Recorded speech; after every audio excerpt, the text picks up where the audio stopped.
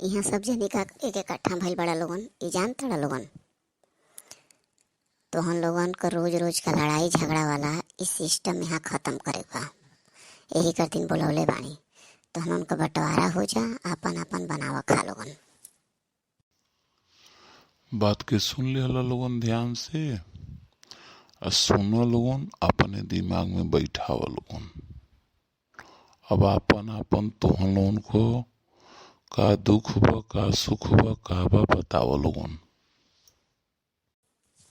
छोटी जानी बतावा तू का चाहती अड़ो, तो हूँ अपन कुछ बताइबू, बतावा तो।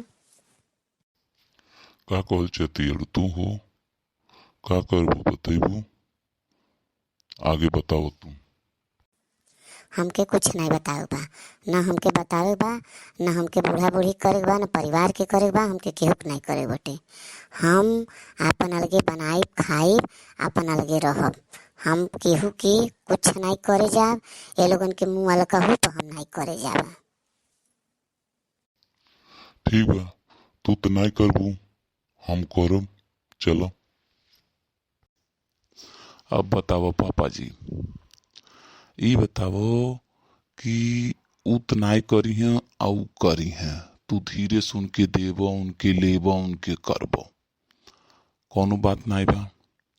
आ हम का बा, हमके तू मत दी हो, लेकिन हमके करे के बाटे, आ हम करब तुके। हमके रुपया पैसा धन दौलत नहीं चाहिए, हमके दिल खोल के आशीर्वाद दिया लोगन तोहन लोगन को। हमार जब तक जिंदगी रही तब तक करब।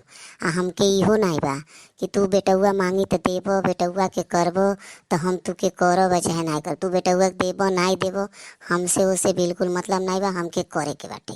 आ हमके इहो नहीं बा कि एक के बेटौआ के दे देबो, दुनहुन के नहीं देबो, चारहुन के नहीं देबो, कुछ नहीं बा। हम वैसे निस्वार्थ तोहार करब। ई तुहन लोगन अपने दिमाग में बैठा लिया लोगन।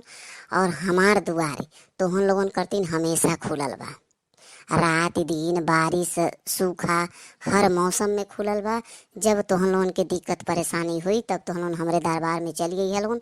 तुहन लोगन के हम अपने जब तक जियब आ अपने का हमार जे भी रही बेटा पतोह जे भी रही ते ही तुहार करी। हमार संस्कार हमरे संस्कार में ही नहीं बा कि हम तोहन लोगन के नहीं करब। आ हम तोहन लोगन के रुपया पैसा आ धन दौलत के चक्कर में करब।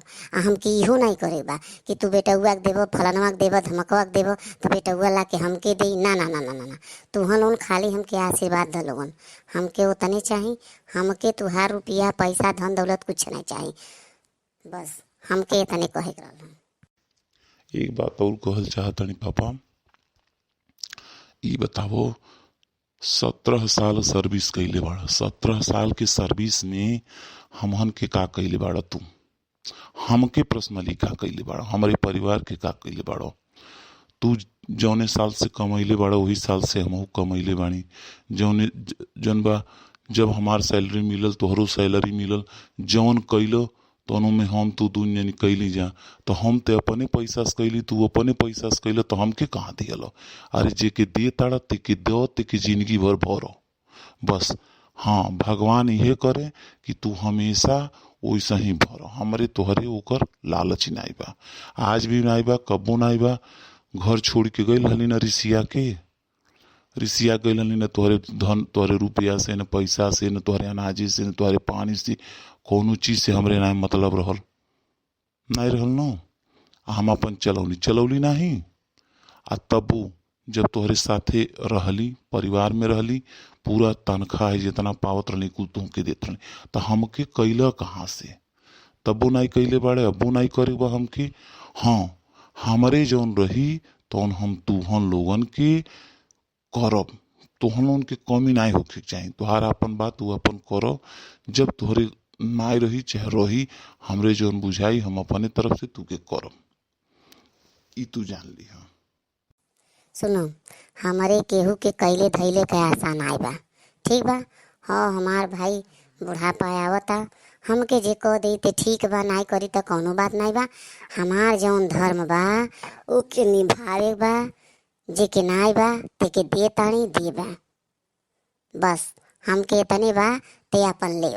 आ लेत बाटे हम दे तानी ते लेत बा। हमार धर्म बा हम आपन करतानी, जेकर आपन धर्म बा ते आपन करो। ठीक, बस चला लोगन, आपन आपन रास्ता ना पिले लोगन, आपन आपन जाके अपन संहारा लोगन।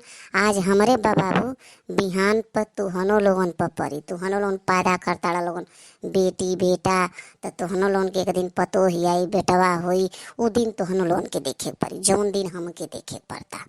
तो ठीक बा, कोनो बात नहीं बा, हमरो करतीन भगवान बाणा, तुहनो अपन रजी खुशी हंसी रह लोगन, हमसे कोनो मतलब नहीं बा, हमरो करतीन भगवान बाणा। भाई एवं बहनों, आप लोगन देख लेनी घर परिवार का होला, बेटा पतोही का होला। हमरे बा तब्बू नाई बा तब्बू, अगर संस्कारी घर का लड़की रही तो ऊ बिन रुपया बिन पैसा बिन धन दौलत के हमार करी। अगर हमरे लगे धन दौलत रुपया पैसा बात ली लेकिन करी नाई। तो भाई लोगन, ए पर आप लोग ध्यान देवल जाई, भर भर के कमेंट कइल जाई, और हमरे वीडियो के लाइक और चैनल के सब्सक्राइब आप लोग जरूर से जरूर कल जाई, और पूरा वीडियो देखल जाई, बहुत मजा आई। ऐसे वीडियो पावे करतीन हर 12 बजे, रोज 12 बजे जौन बा हमार वीडियो हमरे चैनल पर आ जाई। सब्सक्राइब कैले रहब, सभे देखब, सभे। जय हिंद जय भारत।